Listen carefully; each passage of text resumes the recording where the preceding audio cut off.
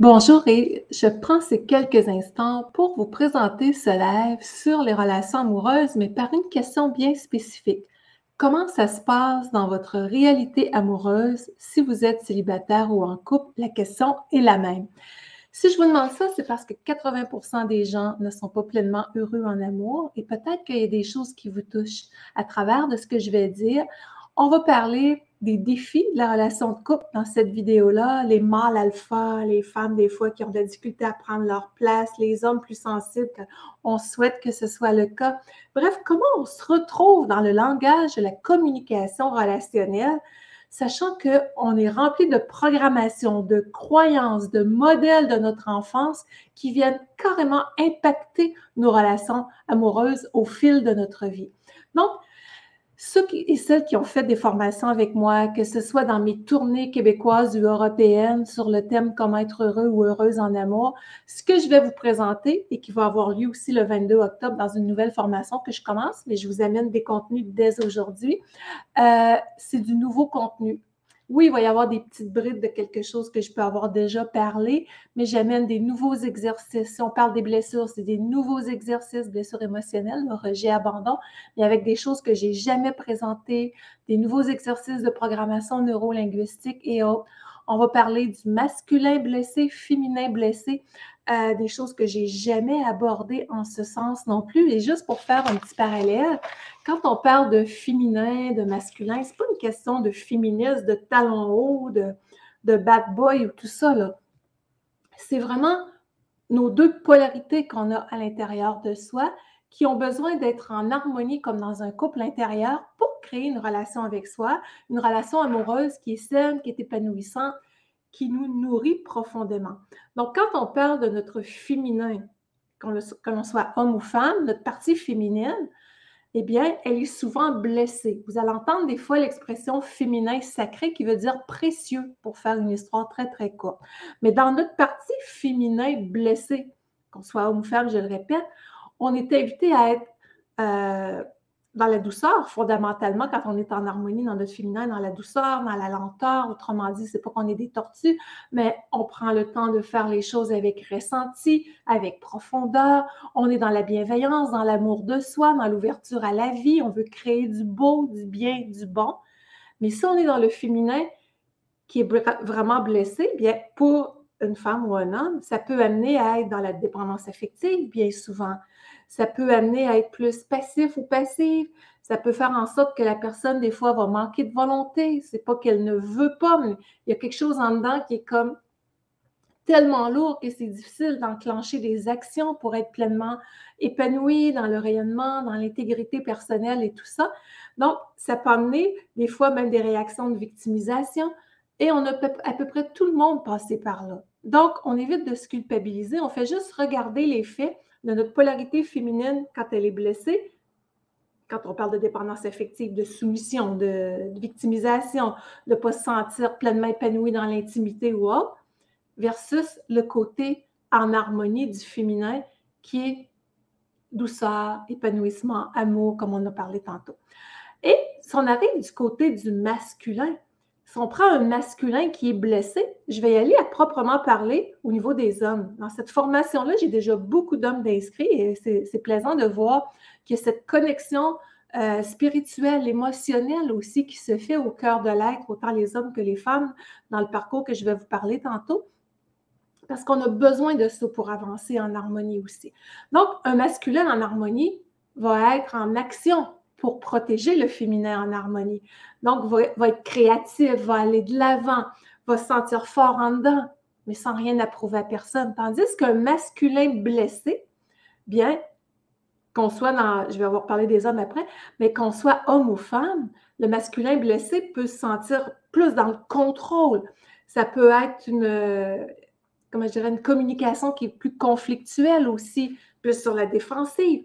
Et si la personne, elle est vraiment blessée dans cet espace-là, elle va se sentir agressée plus facilement aussi. C'est des petits exemples, mais que je vais explorer vraiment en profondeur dans la formation.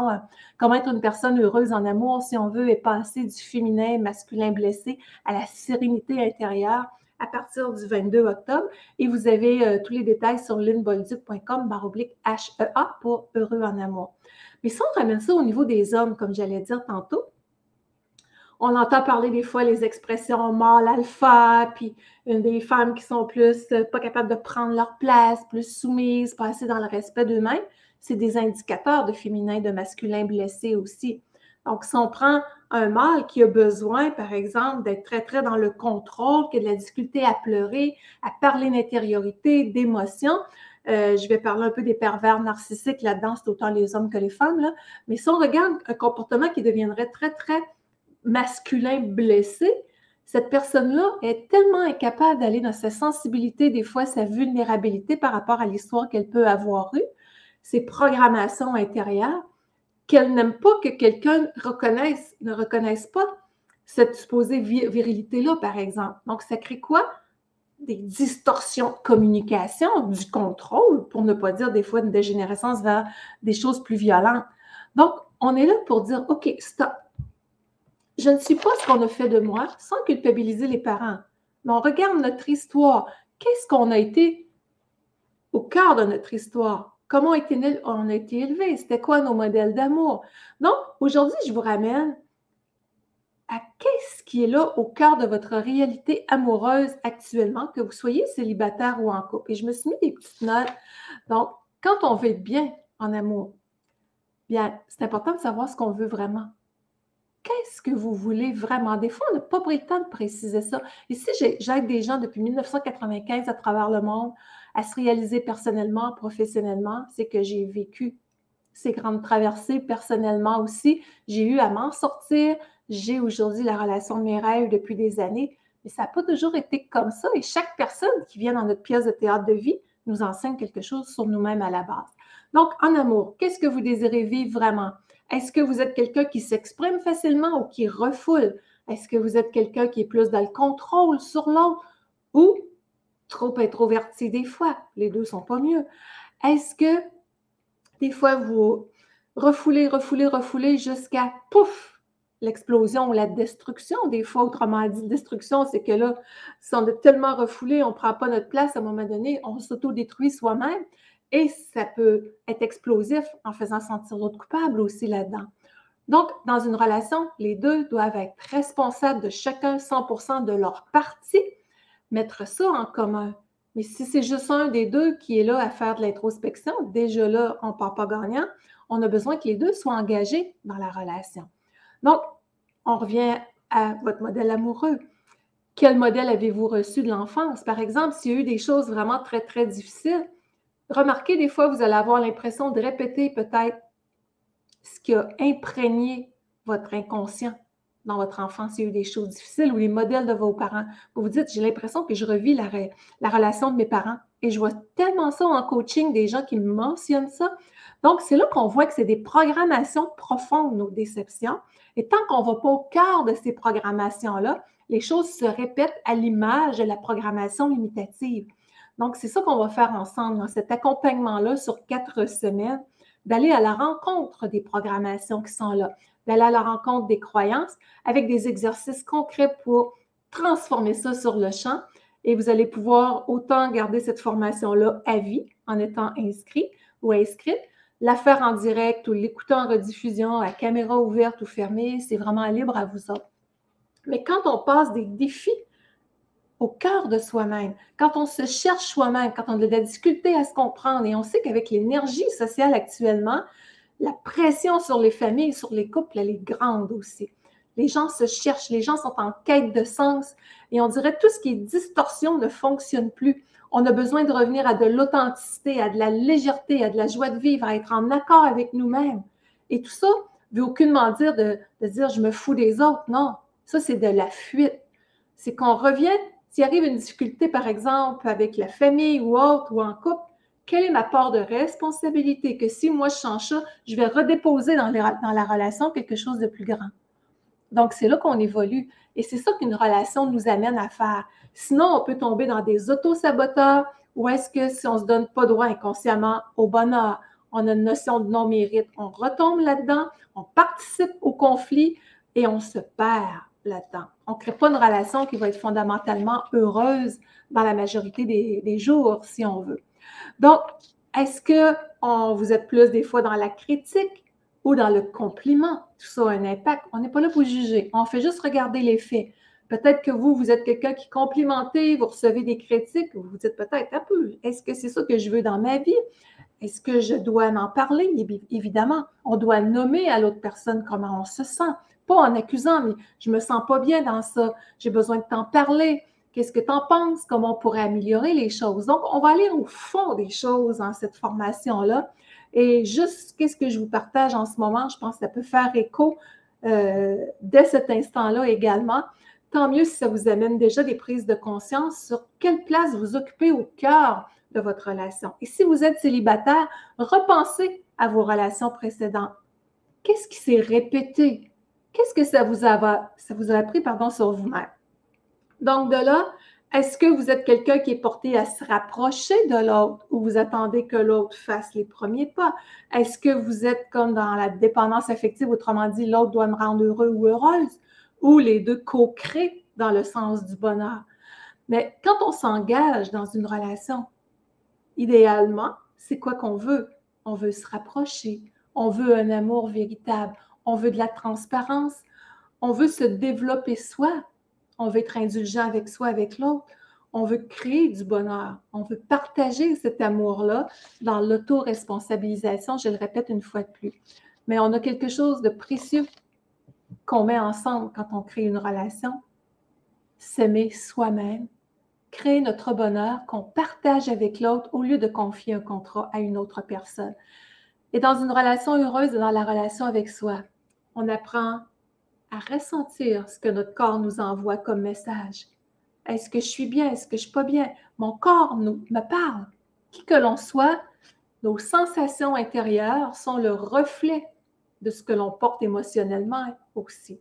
Donc, revenir connecté à soi, corps, âme, esprit, c'est immensément important quand on veut créer une relation harmonieuse. Donc, qu'en est-il pour vous? S'il y a quelque chose qui vous parle dans tout ça, si vous avez le sentiment de répéter des scénarios limitatifs et que vous en avez ras-le-bol assez, ou si vous êtes en relation, vous n'êtes pas sûr de la relation, vous avez des questionnements intérieurs, vous voulez cheminer à deux, ou si l'autre ne veut pas, vous avez le goût, vous, de mieux vous comprendre, de prendre les meilleures décisions qui soient, soit de rester, de partir, vous savez pas quel chemin que ça peut prendre peut-être pour l'instant. Moi, je dirais jamais quelqu'un sépare-toi ou pas. Mais je vais vous amener des clés pour que chaque personne puisse prendre la meilleure des décisions en fonction de son alignement de bonheur, de ce qui lui semble juste dans le sens de qu'est-ce qui me nourrit intérieurement et que si dans la communication, je ne peux plus retrouver ça, que cette situation de vie m'apprend à devenir encore plus dans le rayonnement, l'alignement intérieur. Donc, le but, c'est de prendre à part entière cette responsabilité de construire ce qu'on veut, de faire la paix avec soi, de rayonner avec joie, de se sentir en sécurité intérieure, en puissance à l'intérieur de soi, de partager ça avec l'autre. Mais on ne peut imposer à qui que ce soit de changer. Donc, si vous êtes célibataire, cette formation sur 4 semaines à raison de 2h30, 3 heures, souvent je vais dans du 3 heures dans des formations comme ça, va vous amener au cœur de votre vie. Avec des réflexions profondes, des outils d'évolution, d'avancement heureux, avec des transformations concrètes dans l'instant présent, des contenus, des résumés que vous allez avoir par écrit, des vidéos que vous allez pouvoir garder en permanence aussi. Donc, tout ça, c'est un nouveau matériel.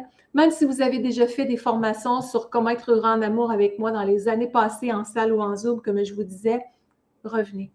Parce que vous allez avoir des choses bien différentes et vous avez changé aussi. Vous avez peut-être des nouveaux questionnements, vous n'êtes peut-être pas à la même place du tout dans la vie, ou s'il y a des choses qui demandent encore à être propulsées vers ce que vous rêvez d'être vraiment par rapport à vous-même et en relation, vous allez être au bon endroit. Et je vous demande de partager cette vidéo-là. On ne sait jamais qui que ça peut aider et quand vous partagez, bien, vous soutenez évidemment mon travail qui est d'aider les gens à être la meilleure version d'eux-mêmes et c'est très apprécié quand vous partagez, vous commentez, vous likez, vous rendez les vidéos plus visibles aussi et profitez-en pour vous abonner si vous m'écoutez sur Facebook à ma page Facebook et si c'est sur YouTube, à la chaîne YouTube pour être informé de toutes les nouvelles vidéos de ressourcement à venir aussi sur plusieurs thèmes. Là-dessus, je vais travailler beaucoup dans cette formation-là à partir de programmation neurolinguistique, qui est une des approches les plus puissantes pour de la transformation rapide, efficace et qui crée un allègement en dedans, une nouvelle prise de conscience des relâchements de programmation que les gens n'en reviennent juste pas, tellement que c'est merveilleux. Donc, je vous invite à ce grand voyage intérieur, un voyage de paix à l'intérieur de soi, un voyage pour construire une relation à l'image de ce que vous êtes, ce que vous désirez, que vous soyez célibataire ou en couple, un couple qui va déjà bien, que vous avez le goût de nourrir davantage, vous allez y trouver votre compte aussi à travers de tout ça. Alors, pour plus de détails et inscriptions, on commence le 22 octobre, donc pour 4 samedis. C'est très important d'être inscrit dès que possible. Et puis, si vous veniez qu'à prendre cette vidéo-là, une fois que la formation a commencé, inscrivez-vous quand même. Vous allez recevoir les rediffusions. Donc, mais pour profiter du direct, si vous pouvez y être, avec la force du groupe, des partages, la question d'une personne me propulse à vous donner du contenu supplémentaire, peut faire un déclic pour vous. Et on dit souvent que dans un groupe, c'est des gens qui vivent à peu près la même chose qui s'y retrouvent et ça propulse d'une façon indescriptible. Donc, beaucoup d'hommes d'inscrits déjà, beaucoup de femmes bien évidemment. Alors, je vous dis à très bientôt, lynnebolduc.com/HEA pour plus de détails.